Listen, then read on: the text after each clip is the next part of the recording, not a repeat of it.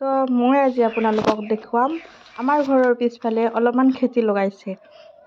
আব্বাই আলু পুতি আছে। বলকচোন দেখাওঁ।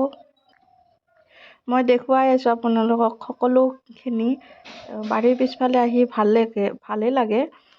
এই খেতি চাওকচোন, ধানৰ খেতি এইবিলাক। এইফালে আমাৰ আব্বাই আলু পুতি আছে।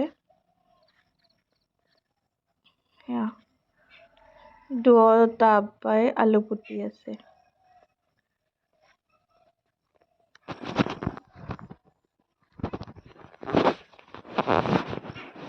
এনে কি কৈছে, এই কি এডালকে হৰি জানলি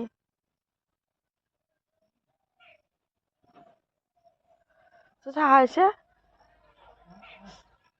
কেৰি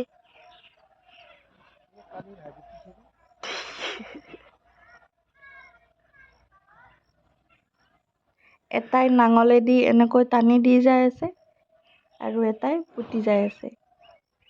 ৰৈ যাব দেখোন। মাটি জাপি দিয়া নাই, আলুবোৰ এনেই দি থৈ গৈছে, অলপ দেৰিকে জাপি দিব। মই দেখুৱাম লাষ্ট ফিনিচিংটো।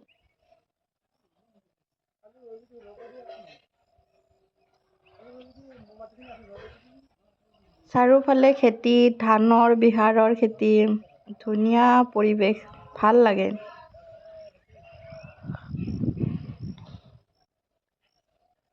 এতিয়া মই ঘৰলৈ যাওঁ চাহ আনিবলৈ।